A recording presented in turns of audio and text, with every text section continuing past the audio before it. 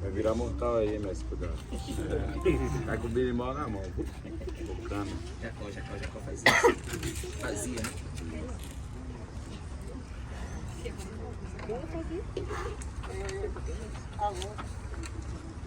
Alô, tá bem? Todo mundo tá ouvindo?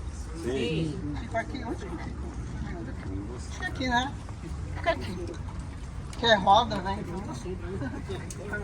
Tá melhor. Ainda bem que tem um lugarzinho aí pra sentar e uma sombra, né? Bem, pessoal, Serginho, posso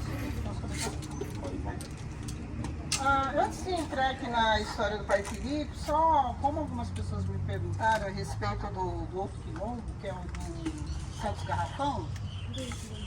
Já ouviram falar do quilombo do Santos Garrafão? Né?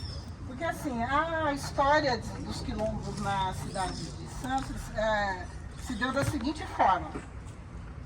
Santos chegou a ter cerca de 6 quilombos. 6, já ouviram falar isso? 6 quilombos. 3 quilombos na área urbana, que é onde a gente está circulando, né? A área urbana aqui pela cidade de Santos. E os outros 3 quilombos na área continental. E os 3 quilombos aqui, a história que eles costumam contar na caminhada dos quilombos históricos de Santos, né? Revelar essas histórias desses quilombos urbanos. Por que urbanos? Porque eles não ficavam tão distantes da cidade, escondido na mata, como aqueles lá da Serra do Mar, da área continental. O outro quilombo, que a gente não vai visitar o local, ele ocorreu da seguinte forma, o quilombo de Santos Garrafão. Ele existem versões de que ele existia na Ponta da Praia e no Centro Histórico. Eu trabalho com a versão do Centro Histórico, porque eu entendo que ali era o local de chegada, e esse quilombo do Santos Garrafão, o Santos Garrafão era um homem branco, português, que vivia com a Brandina Fiuza. A Brandina Fiuza foi uma mulher negra escravizada e ela era a mulher do Santos Garrafão. Os dois tinham comércio no Centro Histórico de Santos. E o comércio do Garrafão ficou conhecido como quilombo porque é como quilombo de passagem. Não era constituído como foi constituído o quilombo do Jabaquara e nem o quilombo aqui do Pai Filipe.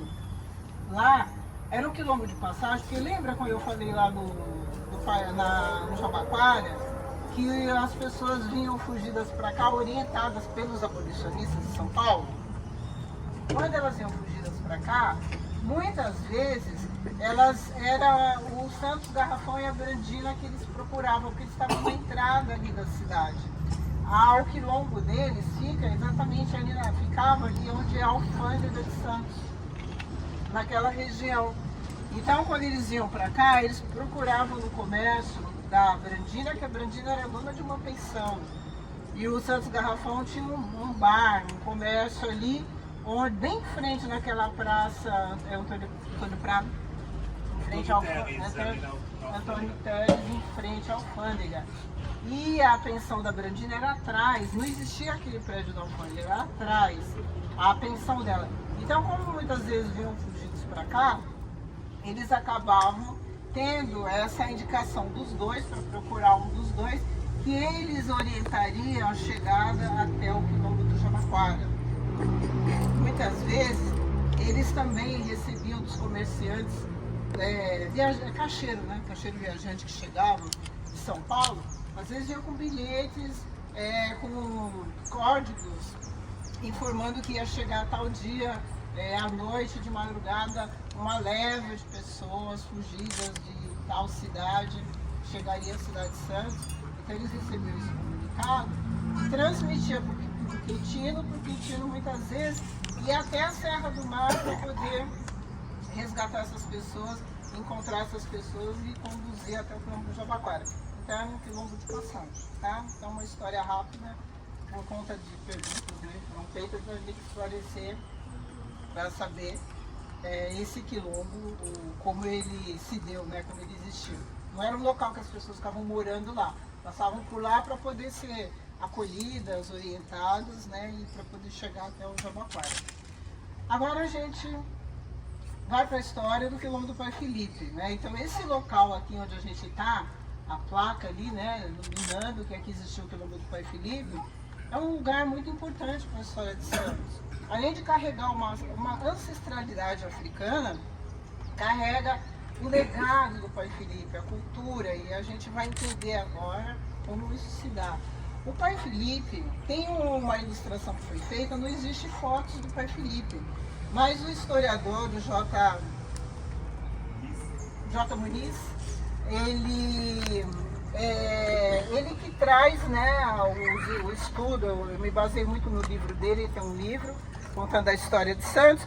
Então ele fez uma ilustração para a gente poder mais ou menos ter uma ideia de como era o Pai Felipe. Então o Pai Felipe era um africano da nação Nagô. E a nação Nagô são os africanos que falam o idioma Yorubá, e eles são exatamente assim da região do Ghana, Togo, Benin ou Nigéria. Então eles são dessas regiões, as pessoas, né, que falam o Nagô. A gente recebeu aqui em 2023 3 nigerianos que vieram através do Instituto Procomum fazer a caminhada dos quilombos.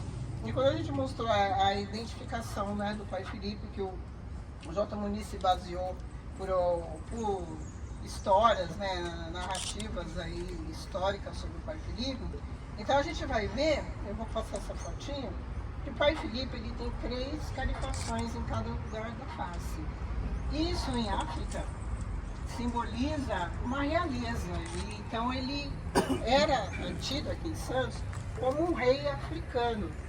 E quando a gente mostrou essa imagem para esses nigerianos, eles falaram que existia uma determinada região da África com esses tipos de escarifações, então que eles acreditavam que pela história que o Pai Felipe provavelmente pode ter sido, né, um nigeriano também, por conta que eles têm conhecimento dessas escarifações que o Pai Felipe trazia em sua face.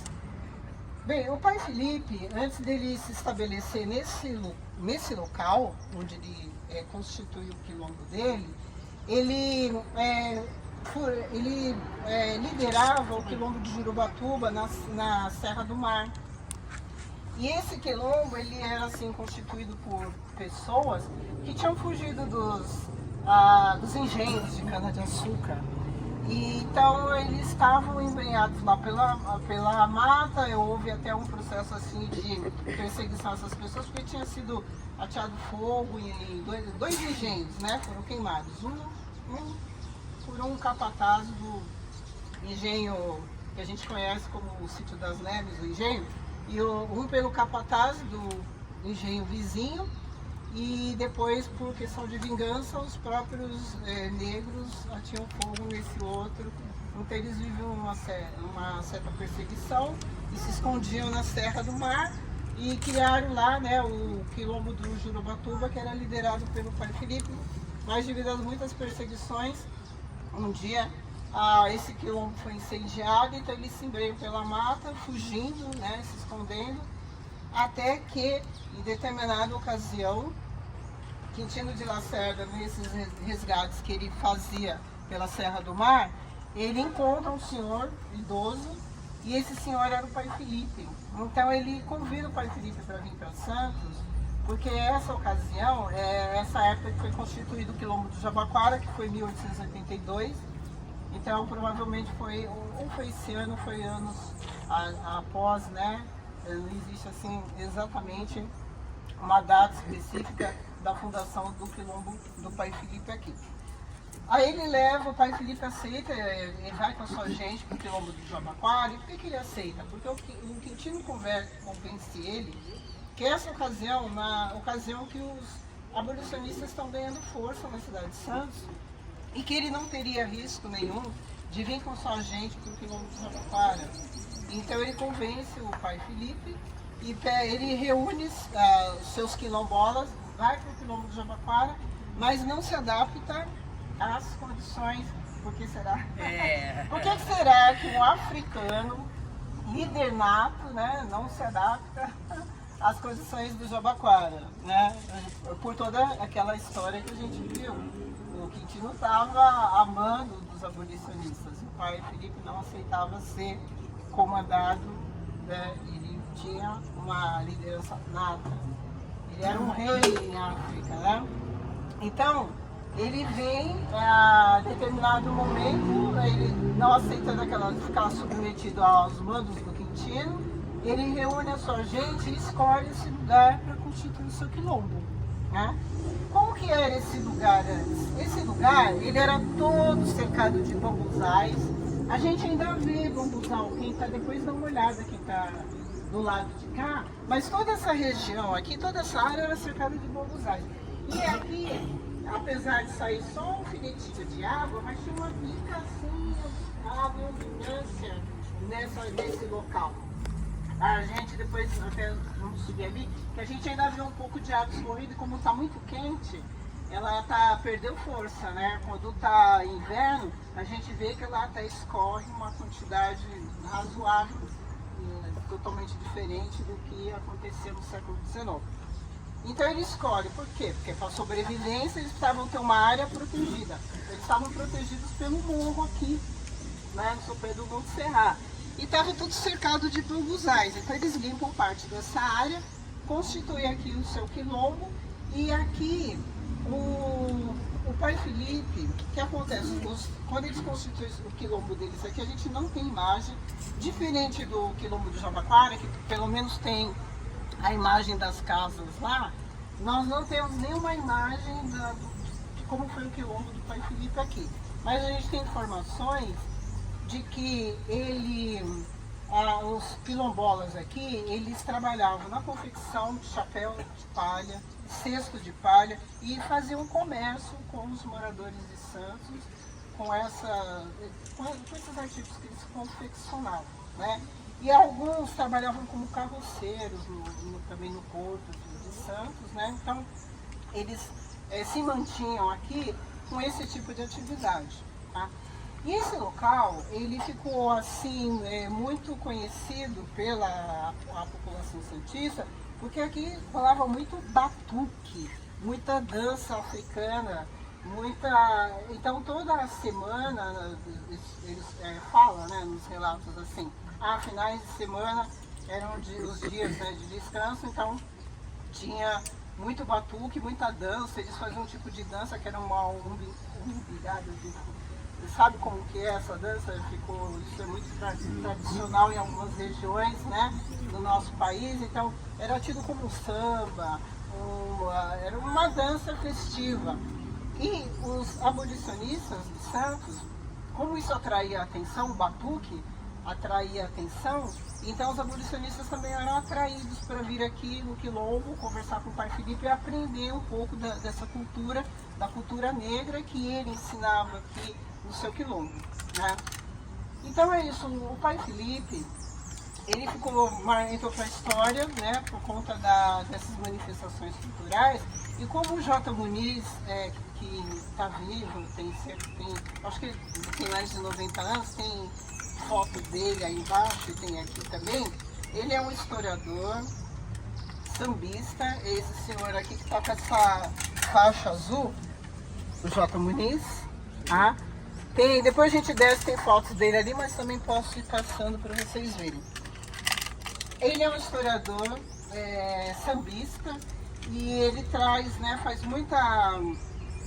fez uma acolhida de muitas informações históricas sobre a cidade de Santos.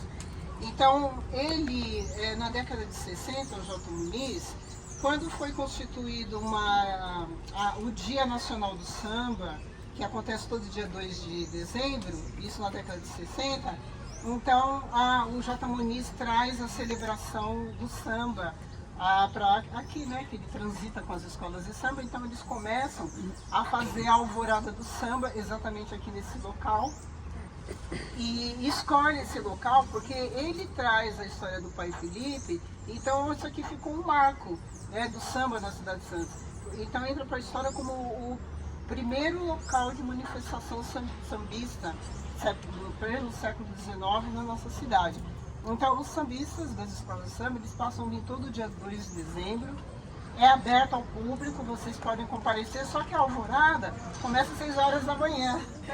Mas vale a pena vir aqui, ver a celebração do samba E por conta de todo esse legado histórico do pai Felipe e dos sambistas fazendo essa reverência a ele aqui nesse local, então em 2023 foi apresentado um projeto que esse espaço aqui vai se tornar um centro cultural Quilombo Pai Felipe. Então vai ser feita uma reforma aí, vai ser um espaço que vai reunir cultura negra, desde samba, capoeira, então vai haver um espaço para contar a história de todos os tipos de manifestações culturais que existem na nossa cidade, inclusive a história do Pai Felipe. E em 2022, esse espaço, junto com o Quilombo do Jabaquara, ele passou a ser reconhecido como patrimônio histórico da cidade. Então, por isso, toda essa mobilização para que esses espaços, ele vai fechar agora, no final de setembro, aqui não vai ser mais permitido, porque em outubro vai ser feita uma reforma aqui, por conta da Semana Consciência Negra. Provavelmente vai acontecer algum evento aqui promovido pela Copire, né? Então é isso, a gente, cada um trabalhando interno, a gente vai conseguir reescrever uma outra história na nossa cidade de valorização da nossa cultura, seja através do aquilombamento da capoeira, sendo através do trabalho que a gente faz com o afroturismo na cidade de Santos, o Conselho da Comunidade Negra, a Copire. Então são muitas ações sendo feitas para fazer justiça aos nossos ancestrais, né? Então uma saudação ao Pai Felipe e todo o legado histórico que ele trouxe para a nossa cidade. Tá? Então é isso, obrigada.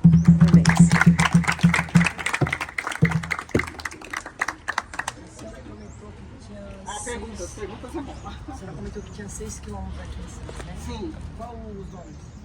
Então, esse do Jurubatuba, os que eram eles não tinham notificação, os que eram da área continental, a não ser esse do Jurubatuba, que ficou conhecido porque era justamente naquela área. Mas os outros dois, só se sabe que eles acabavam